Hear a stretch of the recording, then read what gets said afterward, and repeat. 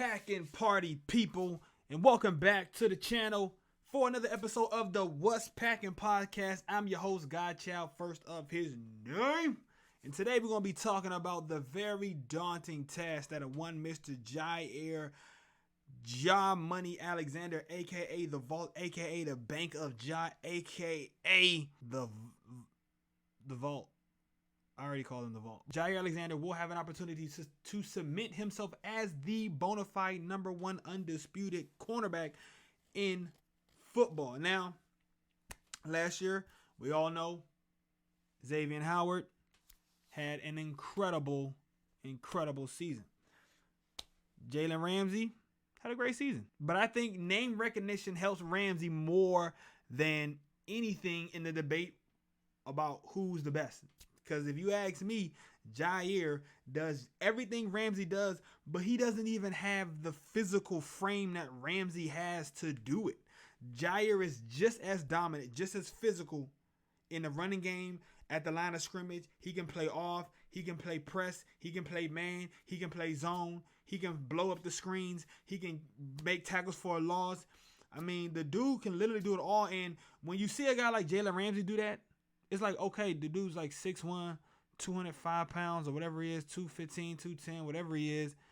And, I mean, he's just a specimen. Jaire is like nowhere near that. I mean, he's what, 5'10", 5'11", 190 pounds, 185. Like, so, I mean, it's just a different game. But I think Jaire's technique, I mean, everything that he puts on tape, the way he can literally just lock down an entire side of the field, play so many different coverages.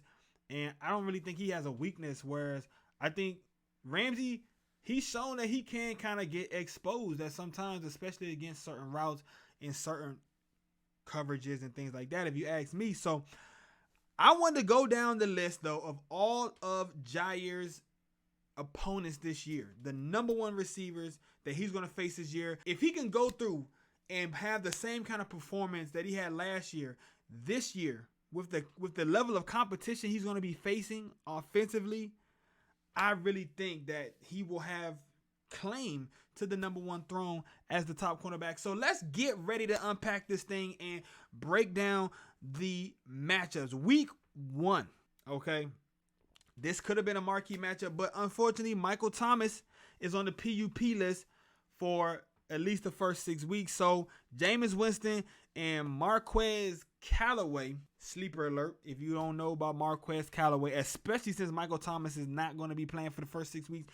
You need to jump on the Marquez Callaway train right now, because with Jameis Winston just bombing it all over the place, that dude could be a problem. So maybe that's who Jaire is going to match up with, Marquez Callaway. Now week 2, Tyreel Williams, Quentin Cephas, fucking Amon-Ra St. Brown. I don't know who the number one receiver is for the Lions, and I don't really know who scares me on the Lions. I don't think anybody on the Lions scares me, so there's really nothing there for him to gain from having a dominant performance against any of those guys. Now week 3 against the 49ers, things gonna get a little bit more difficult.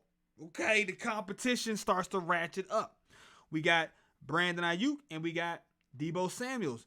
Which one of those dudes is the number one guy? I think in that kind of an offense, it's not really a clear favorite. At least it wasn't with Garoppolo, and it hasn't been yet. Maybe with Trey Lance, somebody emerges.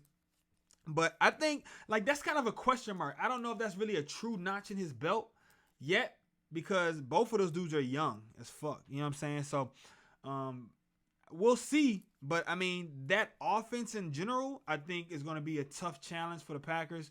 So seeing how Jaire gets involved in the run game, seeing how they use him in different coverages is going to be interesting. So I think that's the very first, the one that's okay, that's a challenge. Check that off. Then we got week 4 against the Steelers. This is the game I want to go to, but we'll see if I'll be able to go to it or not. Chase Claypool and Deontay. I forget the dude's last name, but this kid Deontay, took a lot. Him and Claypool both sort of surprised people last year, and I mean this offense could be deadly. So I think that's another check under the belt. I don't know which one of those dudes he's going to be guarding. I don't know who's the true number one. I think they're both kind of like 1A, 1B in that system, but that's going to be a challenge right there. Then we got week 5 against the Cincinnati Bengals. Who that? We got T. Higgins and Jamar Chase. Now, again, here are two young guys who have a lot of upside.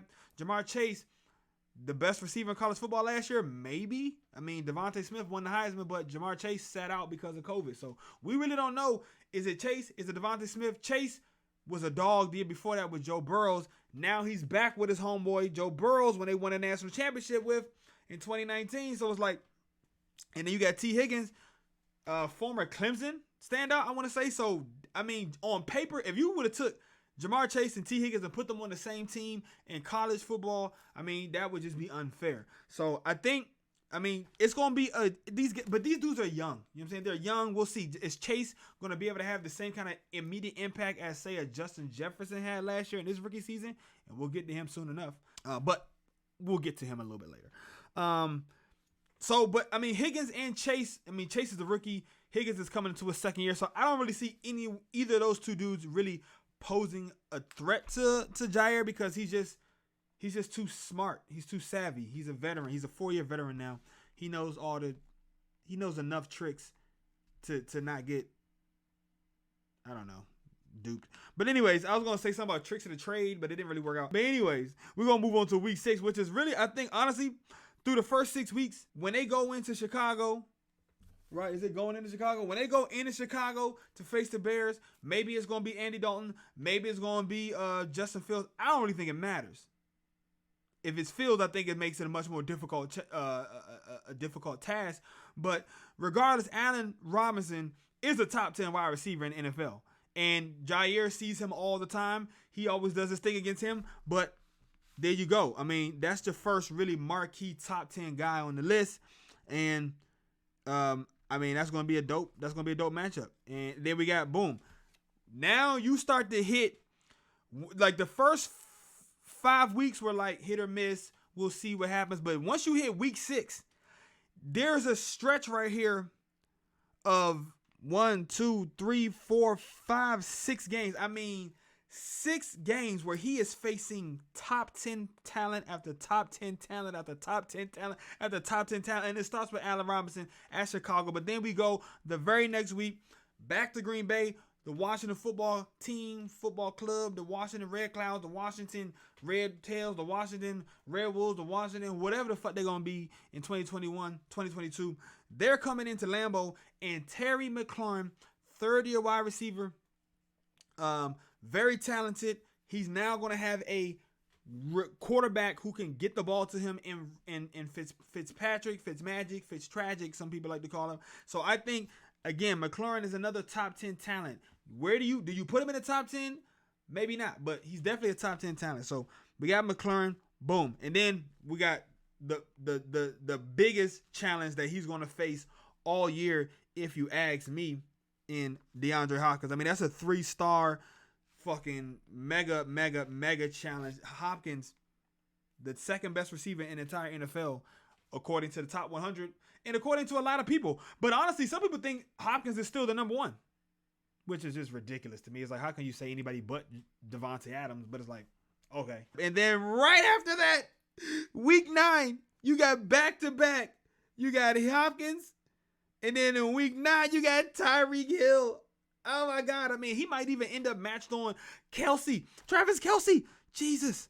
He could even end up matched up on Kelsey. So, I mean, there's a lot of guys after Devontae Adams that you could put at that 2 spot.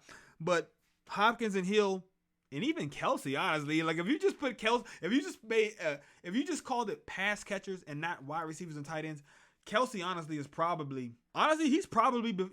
the only person to me who's on Devontae Adams' level. But anyways, then we got week 10. I mean, you had Hopkins, then Hill, and then you have the fucking biggest physical freak at the position in DJ Metcalf on what's that going to be? On week 10 at home in Lambeau. So, I mean, you got Hopkins, Hill / Kelsey, then DK Metcalf. I mean, back to back. That is, I mean, I got to see if any of these other guys have a stretch that challenging. After Metcalf, he has to take on Justin Jefferson for the first time of the season. And that's what I'm saying. Like, that stretch right there of Robinson, McLaurin, Hopkins, Hill / Kelsey, Metcalf, and Jefferson, I don't know if there's another cornerback in the NFL who has a 6-game stretch tougher than that. And then, I mean, bam, week 15, we got the Ravens. Not really sure. That's a question mark. But then, I mean, week 16, look at this. Boom, Odell Beckham. I mean, just 3-4 years ago, Odell Beckham was the best receiver in football, maybe. You know what I'm saying? Like, so it's like, then you got Jefferson again. I mean, that's like I said, I think Justin Jefferson is already a top 5 receiver. And I think he's closer. I think he's a top 10 receiver. And after his rookie season, he was a top 10 receiver as a rookie year.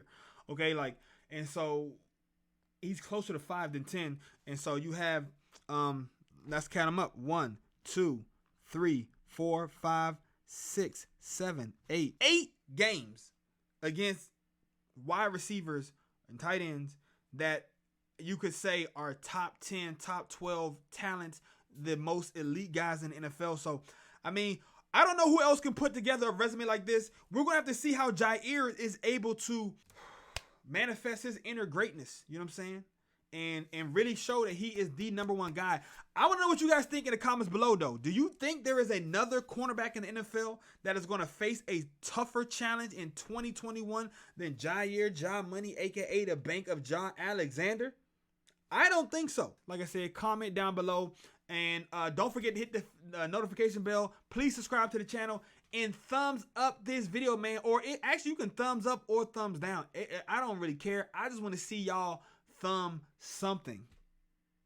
Okay. Giggity. All right, until the next show, it's Go Pack Go. And remember, the Bears still